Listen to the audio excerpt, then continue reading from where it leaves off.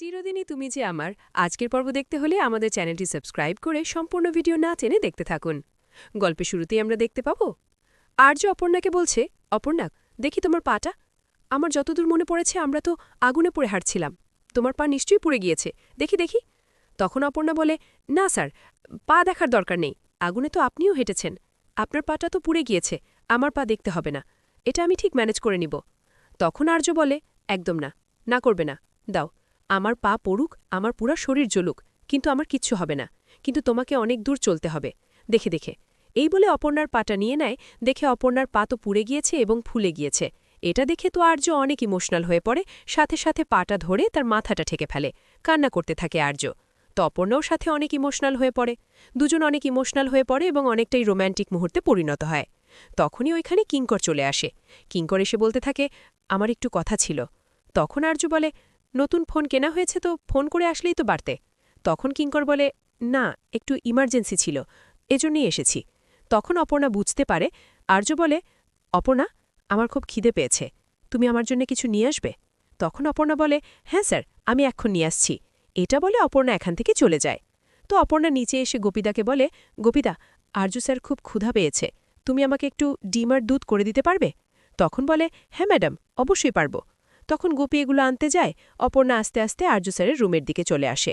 কি কথা বলে শুনবে, কারণ অপর্ণার মনে সন্দেহ জাগছে, এই ও টাইমে কেন কিঙ্কর স্যার আসলো, কি কথা বলার আছে, এটা শোনার চেষ্টা করে। তো সে উকি দিয়ে শুনতে থাকে, দেখে যে দুজনে খুব তর্ক লাগছে। আর্য বলছে, তুই মেঘরাজকে কেন ছেড়ে দিলি বল, কেন ছেড়ে দিলি? এই বলে কলার ধরে। আর কিঙ্কর বলে, স্যার, আর্য আমার অনেক লাগছে। তখন বলে, লাগুক, তুই কেন ছাড়লি? কিঙ্কর তখন বলে, যদি না ছাড়তাম তাহলে তো সব সত্যি বলে দিত অপর্ণাকে। আর্য বলে, কি আর বলবে, কি বলার আছে, দেখ না, বলে সব বলে দিক। এগুলো তো অপর্ণা দেখছে, আর যা শুনে অনেক অবাক হয়ে যাচ্ছে।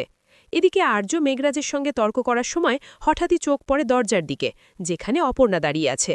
তখন আর্য কিঙ্করকে বলতে থাকে, শোন, ও যাই বলুক না কেন, কি আর বলতো, আমি খুন করেছি, কিন্তু আমি তো খুন করিনি, ও মিথ্যে কথা বলতো, তাহলে কেন ভয় পাচ্ছিস? আমি কাউকেই পরোয়া করি না, বুঝতে পেরেছিস? কারণ আমি খুনি নই। এটা দরজার আড়াল থেকে শুনে অপর্ণা অনেক খুশি হয়ে যায়, বলছে, স্যার নিজের মুখে বলেছে খুন করেনি, এটাই আমার শোনার দরকার ছিল। এটা বলে অপর্ণা অনেক খুশি হয়ে যায়। তখন দুলা তাকে দুধ আর ডিমটা দিয়ে যায় আর্য স্যারের জন্যে। তখনই অপর্ণা দরজাটা নক করে, বলছে, আসতে পারে? তখনই অপর্ণা চলে আসে ভেতরে। আর্য বলে, স্যার, আপনার জন্য খাবার নিয়ে এসেছি, এজন্যই এসেছি। তখন কিঙ্কর এখান থেকে চলে যায়। আর্য তখন অপর্ণাকে বলে, অপর্ণা, তুমি কিন্তু এখন আমার স্ত্রী, ঠিক আছে? এই রুমে ঢুকতে তোমার কোনো পারমিশন লাগে না, এমনকি তোমাকে আড়ি পেতে আমার কথাও শুনতে হবে না। তুমি যে কোনো সময় আসতে পারো এবং যেতেও পারো, তোমার একটা অধিকার আছে, তুমি আর্য সিংহ রায়ের ওয়াইফ, বুঝতে পেরেছ? আর শোনো, আমি এমন কোনো কিছু অন্যায় করিনি যার কারণে তোমাকে আড়ি পেতে কথা শুনতে হবে, এমনকি আমাকে মাথা নিচু করে চলতে হবে, বুঝতে পেরেছ? এটা বলে আর্য মন খারাপ করে ওখান থেকে চলে যায়। আর অপর্ণা আর্য স্যার বলে ডাকতে থাকে। তখন অপর্ণা বলে, এটা আমি কি করলাম? স্যার আমাকে ভুল বুঝল, আবারও ভুল বুঝল, কেন আমি দাঁড়াতে গেলাম, কেন আমি তাদের কথা শুনতে গেলাম? স্যার তো নিজের মুখেই বলেছে স্যার খুন করেনি, এটা তো আমি শুনে ফেলেছি। আমি শুধুই স্যারকেও অবিশ্বাস করেছি। মেঘরাজ ইচ্ছে করে এগুলো বলেছে, যাতে স্যার আর আমার মধ্যে সন্দেহ সৃষ্টি হয়। না না, এই ভুল আমাকে ভাঙাতেই হবে। এই বলে আর্য স্যার বলে ডাকতে ডাকতে নিচে চলে যায় অপর্ণা। নিচে এসে আর্য স্যারকে আর পায় না অপর্ণা। তখন গোপীদাকে বলে, গোপীদা, তুমি কি আর্য স্যারকে দেখেছ? তখন বলে, হ্যাঁ দাদাবাবু, তো এক্ষুনি বেরিয়ে গেল। তখন যা শুনে অপর্ণা আরও চিন্তিত হয়ে যায়, বলছে, চলে গেল? এই শরীর নিয়ে চলে গেল? আমার সাথে রাগ করে এইভাবে চলে গেল? যদি আবার বিপদ হয়, এখন আমি কি করব? ঠিক আছে, আমি বরং ফোন করি। তখনই অপর্ণা আর্যকে ফোন দিতে থাকে।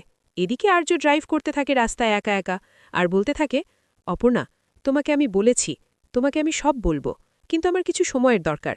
তুমি শুনছ না? সেই আড়ি পেতে কথা শোনার চেষ্টা করছো। এটা তোমার উচিত হয়নি অপর্ণা, কিন্তু তোমাকে আমি অনেক কিছু বলে এসেছি, এটা বলা আমার উচিত হয়নি। তুমি কষ্ট পেয়েছ, আমি তোমাকে কষ্ট দিতে চাই না, কিন্তু বারবার তোমাকে আমি কষ্ট দিয়ে ফেলছি। তখনই অপর্ণান ফোন দিলে আর্য অবাক হয়ে যায়, বলছে, অপর্ণান ফোন দিয়েছে? না না, আমি ফোন ধরব না, কি বলবো ওকে? আমি নিজেও স্বাভাবিক নই, আমাকে আগে স্বাভাবিক হতে হবে, তারপর ওর সঙ্গে কথা বলতে হবে। এটা বলে আর্য ফোন ধরছে না। অপর্ণা তো ফোন না ধরায় আরও চিন্তিত হয়ে পড়ছে। তখন অপর্ণা বলে, কি করব এখন আমি? স্যার তো ফোন ধরছে না। যাই, আমি বরং মায়ের কাছে যাই, মাকে খবরটা গিয়ে বলি। কোথায় খুঁজব আমি এখন? এটা বলে মায়ের কাছে চলে যায় অপর্ণা। এদিকে রাজলক্ষ্মীর রুমে এসে অনেক অস্থির হতে থাকে, বলছে মা, আর্য স্যার কোথায় যেন চলে গেলেন, আমাকে ভুল বুঝে চলে গেলেন। তখন রাজলক্ষ্মী বলে, ভুল বোঝাবুঝি কি হয়েছে অপর্ণা, আমাকে খুলে বলো। তখন অপর্ণা বলে, মা, এই যে একটু সামান্য ভুল বোঝাবুঝি। রাজলক্ষ্মী তখন বলে, অপর্ণা, তুমি আমাকে খুলে বলো, তা না হলে আমি কি করে বুঝব তোমাদের কি হয়েছে। তখন অপর্ণা সমস্ত কিছু খুলে বলতে থাকে। মেঘরাজ যখন স্যারকে ধরে নিয়ে গিয়েছিল, তখন রাজলক্ষ্মী বলে, হ্যাঁ, সে ঝামেলা তো মিটেই গিয়েছে, তুমি ওকে রক্ষা করে এনেছ, তাহলে একথা আবার কেন তুললে। তখন অপর্ণা বলে, মা, আমি তুলিনি, মেঘরাজ আমাকে এমন একটা কথা বলেছে যেটা আমাকে সবসময় ভাবাচ্ছে। তখন রাজলক্ষ্মী বলে, মেঘরাজ তোমাকে কি বলেছে। অপর্ণা তখন বলে, মেঘরাজ আমাকে বলেছিল স্যার খুনি, স্যারের প্রথম স্ত্রীকে স্যার নিজে খুন করেছে। যা শুনে রাজলক্ষ্মী তো অবাক হয়ে যায়, বলছে, অপর্ণা, ও মিথ্যে বলেছে, ও রাজনিন্দিকে অনেক ভালোবাসত, ও জীবনের থেকে ওকে ভালোবাসত। তাহলে। তখন অপর্ণা বলে, হ্যাঁ মা, আমি বিশ্বাস করিনি ওর কথা, ও আমাকে স্যারের সাথে ভুল বোঝাবুঝির জন্যই এসব কথা বলেছে, আর আমি দরজার আড়ি পেতেও চাইনি, আমাকে ভুল বুঝে। কিঙ্কর স্যার আর স্যার কথা বলছিল, দরজার সামনে আমি একটু দাঁড়িয়ে পড়েছিলাম, এই দাঁড়ানোটাই ভুল হয়েছিল। এগুলো সব মিলিয়ে ভুল বুঝে স্যার কোথায় যেন চলে গিয়েছে, আমি এখন স্যারকে কোথায় খুঁজব, এই বলে কামনা করতে থাকে অপর্ণা। তখন রাজলক্ষ্মী বলে, অপর্ণা, তুমি চিন্তা করো না, তোমার স্যার ঠিক চলে আসবে। আর তুমি কেন ভাবছ যে রাগ করে চলে গিয়েছে, ও এমনিতেই হয়তো গিয়েছে, ঠিক ফিরে আসবে। তখন অপর্ণা বলে, না মা, আমি বরং অফিসে চলে যাই, অফিসে গিয়ে দেখি স্যার গেছে কিনা, ওখানে না স্যারের সঙ্গে কথা বলবো। তখন রাজলক্ষ্মী বলে, এটা তুমি ফোনেও তো বলতে পারো।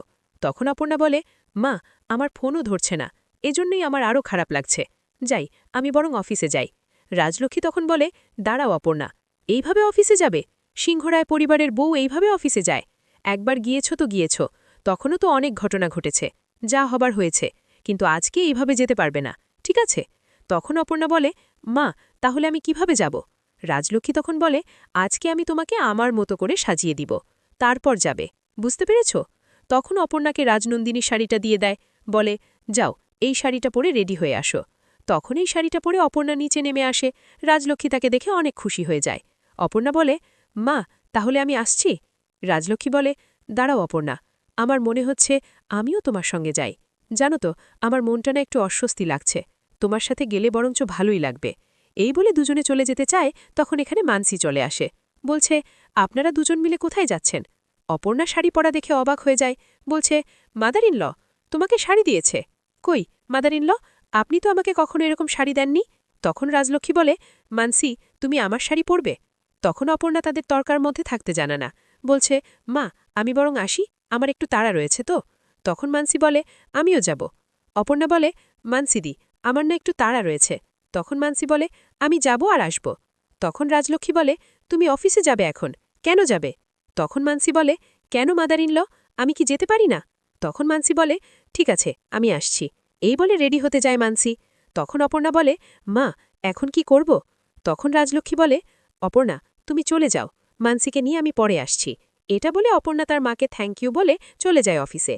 আর রাজলক্ষ্মী মনে মনে বলতে থাকে, মানসি যদি অপর্ণার সঙ্গে যায় তাহলে ঠিকমতো কথা বলতে পারবে না, আর ওদের আলাদা করে কথা বলাটা উচিত। এদিকে অপর্ণা তড়িঘড়ি করে অফিসে চলে এসেছে। অপর্ণাকে দেখে তো সবাই অনেক খুশি হয়ে যায়। এসে সবাইকে বলতে থাকে, আচ্ছা, আর্য স্যার এসেছে। তখন কুলিকরা বলতে থাকে, এসেছে আর্য স্যার। তখন বলে, হ্যাঁ, আমার একটু দরকার রয়েছে, তোমরা দেখেছ আসছে। তখন বলে, না, আর্য স্যার এসেছে বলে মনে হয় না, দেখেনি তো। আচ্ছা, তুমি বরং কেবিনে দেখো। তখন অপর্ণা দৌড়ে কেবিনে দেখতে যায়, সামনে মীরা পড়ে। মীরা বলে, কি ব্যাপার অপর্ণা, তুমি অফিসে এসেছ। তখন বলে, হ্যাঁ, আমি আর্য স্যারের সঙ্গে দেখা করতে এসেছি। মীরা তখন বলে, আর্য স্যার কই, আর্য তো অফিসে আসেনি।